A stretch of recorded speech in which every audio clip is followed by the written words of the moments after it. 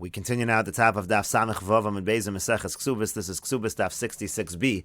The Mishnah here concludes Shechasan posek hu posek pachas chomesh, because whatever the chasan pledges, it's always going to be 1/5 less, as the Mishnah explained. Meaning whatever she's bringing into the marriage, let's say any metaltlin that are evaluated, so when he writes that amount into the ksuba in terms of what he will owe her, he can always deduct a fifth.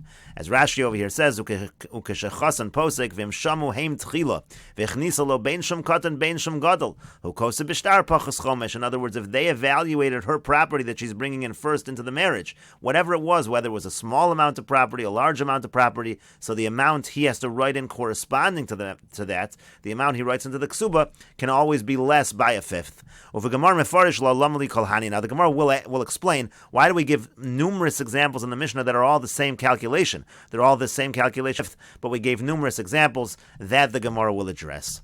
And the Gemara says, Tanu Rabbanan, the rabbis taught, Ein sarach loma rishon talmid chacham v'sheni amaretz. I don't even need to say a situation where, let's say you have the first son-in-law, this is talking about in the first case of the Mishnah, where the son-in-law the father-in-law pledged a certain amount to the son-in-law died, so the Mishnah said the father-in-law does not have to give that amount in terms of the dowry to the yavam. So we don't even need to tell you in a case where the son-in-law, the first one was a talmid chacham, and the yavam was an amaretz, there certainly the father-in-law does not need to follow through on the dowry. Ela afilu rishon amaretz v'sheni talmid chacham, but even if the first one, the son-in-law, was an Amoritz, and the Yavam was a Talmud Chacham, Yachol Omar, still the father-in-law can say, Le'achicha hayisi rotza litein, I wanted to give it to your brother, Loch ef shilitin, but to you I cannot give it. And the Gemara continues at the two dots, Pascal hachnis lo elef dinar v'chulo. Again, it said, let's say she was bringing 1,000 dinar, and then the Mishnah went through various examples, which all were basically the same. So the Gemara says, Hainu Reisha, that's the same as the first case. You keep repeating the same basic case. And the Gemara says, Tana Shuma Rabba v'Katani Shuma Zuta. The Tana wanted to teach us a case of a large amount of money, a large evaluation, and a small one to show that those are the same. And Tana Shuma Didei v'Katani Shuma Dida. We wanted a case where his evaluation is done first, where her evaluation is done first. We wanted to show that in all of these situations, it's always going to be the same halacha. Rashi over here says, Tanashum Rabba de Pachas Chomesh, Reisha de Tanu Cheneged Hashum de Kaya Elef Dinar. We wanted to talk about a large evaluation where you deduct a fifth. That's the case of the 1,000 dinar.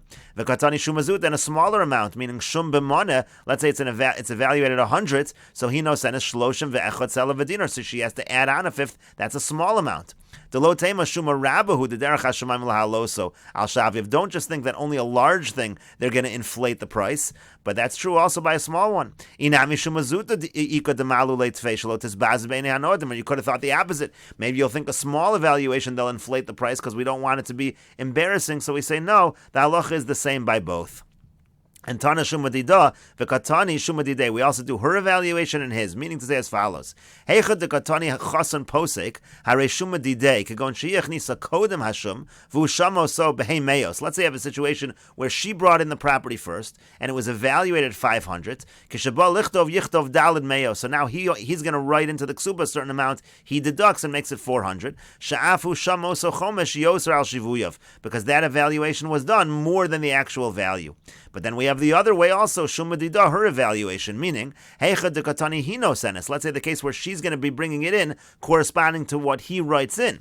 Shu Kasav HaKsuba Kodem. Let's say he writes into the Ksuba first a certain amount of money. Shebo Hashum. V'achshav hi meviyaso. And now she's bringing in the property. Ukroveh Shamanoso. And they're evaluating it. So then she's going to have to bring in again an additional fifth. We want to show both directions. Whether she brings in the property first and it's evaluated and then he writes it into the Ksuba, then he writes in less a fifth. Or let's say he writes it into the ksuba first and she brings in the property, then it has to come in an evaluation more a fifth. The chasan posek the tana trei zimne chad l'shum rabba v'chad l'shum azuta. The reason why we have the case of the chasan being posek pledging 2 times, again, one is for the larger evaluation and one is for the smaller evaluation. We want to show that the halach is the same in all of these cases. And the Gemara continues with the Mishnah, Pascha lahachnis lo ksafim. Let's say she says she's going to bring into the marriage actual money. This is similar to the previous Mishnah. So Sala nasa shisha dinarim. So her Sala, that means to say 4 dinars, becomes 6 dinars that he has to write into the ksuba. And that is exactly the same that we said before. That's basically adding on a third. If you're doing the third from the 6 dinar, 1/3 of 6 is 2. So you're adding the 2 to the 4 dinar that she brings into the marriage. That's the idea of adding on a third when she brings in cash. And the Mishnah continues, Hachasan mekabel olav asara dinarim lakupa l'chol mana umana. The chasan accepts upon himself to provide 10 dinar to the basket for every 100 dinar that she brings in. Rashi over here explains, Lakupa begamar mefarish, she'itin lo asara zuz l'chol mana v'mana she mevia lo. He's going to give her 10 zuz for every 100 zuz that she brings in. V'yiknu lo mehem besamim lirchotz behem. And then he's going to purchase for her with that money besamim, spices which she can bathe in. B'tamruke hanoshim, when she's getting ready in the fashion that women get ready. Shakach shiru sha'isha hamevia lebala mana ru'uya hi levesamim shal asara zuz. This is an evaluation of the Chachamim that a woman who brings into the marriage 100 zuz, she is fit for besamim of 10 zuz. The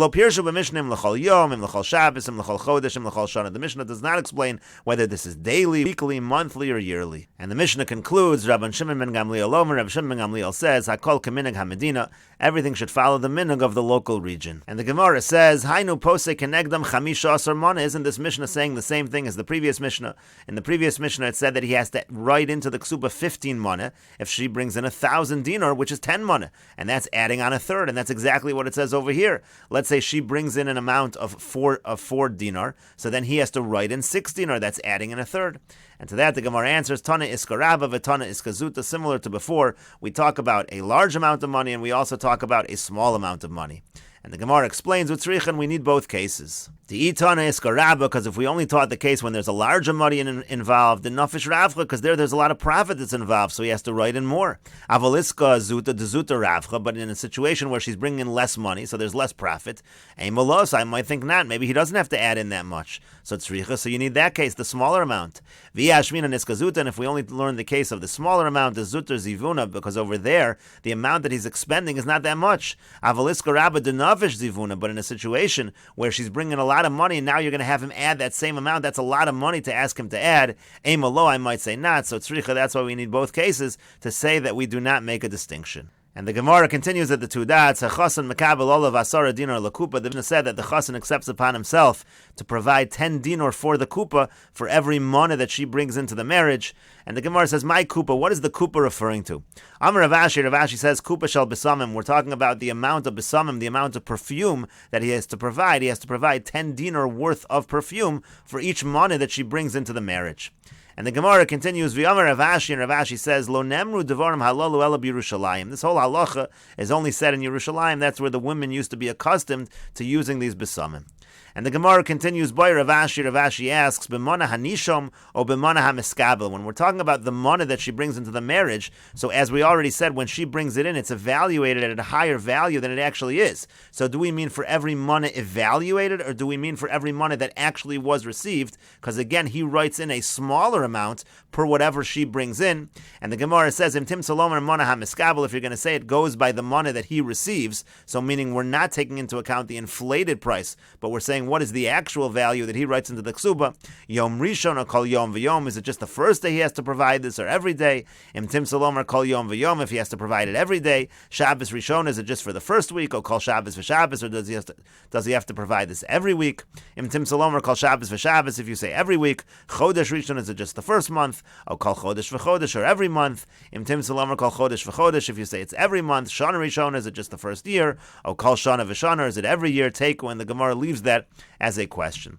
Rashi over here says, "B'mana hanishoma b'mana hamiskabel haylachol manu mana dekamar lefi cheshbon ashuma ka'amar." Are we going by 100 in terms of how much it was valued at, which again is really an inflated amount? Or lefi cheshbon shuma kavlan olaver, is it the amount that he accepts it in terms of when he's accepting it upon himself and putting it into the ksuba? Tahainu pachas chomesh. In that case, he deducts a fifth. Shabbos Rishon, Rashi says, "Eni odei liyashiv seder bayos halalu fi shitas hashas." I don't know how to explain all these various questions of the Gemara, a day, the first week, the month. He doesn't understand it. But then Rashi says, "V'nira be'enai," it appears to mean as follows: Shekain siddur Yom Rishon or Kol Yom V'Yom. Is it the first day that they're married who provides this, or every day? V'yim tim salom or Kol Yom V'Yom, and if he's providing it every day, Shabbos Rishon, maybe it's just every day of the first week. Or Kol Shabbos V'Shabbos, or is it every week? V'yim tim salom or Kol Shabbos V'Shabbos, if you say it's every week. Chodesh Rishon, maybe it's just the first month like that. O Kol Chodesh V'Chodesh, or is it every month? V'im Tim Salom or Kol Chodesh V'Chodesh, Shana Rishona, or Kol Shana V'Shana. If you say it's every month, is it just the first year, or is it every single year? And the Gemara continues, Amar Rav Yehuda Amar Rav. Rav Yehuda said that Rav said, Ma'isa Bevito Shel Nakdimon Ben Gurion. There was an incident with a daughter of Nakdimon Ben Gurion, who was a wealthy individual. Shepasku L'Chachamim Arba Meyo Zehuvim L'Kupa Shel Besamim. The Chachamim said that she would get 400 gold coins that would go towards her perfumes, Levo Bayom, just for that day. This was also talking about from the estate of her late husband. Amra lahem, and when the Chachamim said she got that much money, she said to them, Kach tifseku livnosechem, this is how much should be apportioned for your own daughters. V'anu achareh amen, and they answered after her, amen. And Rashi explains, Shepasku lachachamim shemeis bala, what happened was her husband died, uvasa lebezin lifsok lot tzaracheha min achasav, and she came to Bezin, she wanted to get apportioned what she needed, levo bayom letzorach yom echad, and they gave her that much money for just one day. And the Gemara continues at the two dots, Tanu Rabbon, and the rabbis taught, Ma'aseh Rabbi Yochanan ben Zakkai sheyarochiv al chamor. There was an incident where Rabbi Yochanan ben Zakkai was riding on a donkey. V'hayotzem Yerushalayim, he was leaving Yerushalayim. V'hayotalmidim mahalchan achrav, and his students were walking after him. Rari v'achas shoysam alaketes sorim mibein galilei behemton shel arviyim. He saw a young girl, and she was collecting barley from the dung of the animals of the Arabs. Kevan shara, so when she saw him, nisatva besara, she wrapped herself up in her hair. She didn't have appropriate clothing. V'yamda lefanov, and she stood in front of him. Amralo, she said to him, Rebbe Parnaseini, my Rebbe. She said, can you support me? Amarlo, he said to her, Biti, my daughter, Miyat, who are you? Amrlo, she said to him, Bas Nakdimon ben Gurion ani, I am the daughter of Nakdimon ben Gurion. Amarlo, he said to her, Biti, Maman shel beis avicha, hechan halach. He said to her, my daughter, the money from your father's house, where did it go? Amrlo, she said to him, Rebbe lo chedein misalin misla. Isn't it true, Rebbe, that they have the following mashal, B'Yerushalayim and Yerushalayim, melech mamon chaser, that salt from money is missing. And what that means to say is there's no real way to preserve money. It's impossible to preserve it. There's no salt that can preserve it. V'yamri lo chesed. Some people change it not to be chaser, but chesed, meaning if you do kindness, that preserves the money. But my father did not do kindness with his money, and that's why it was lost. And so Rabbi Yochanan ben Zakkai continued and said, V'shel beis chamech heichanu. So where's the money from your father-in-law's house? Amrlo, so she said to him, Bazeh ve'ibed ezeh. This one's money got mixed up with this one's money, and everything became lost. Amrlo, she said to him, Rebbe, Zocharato keshachasamt al ksubasi. She said, Rebbe, do you remember when you signed my ksuba?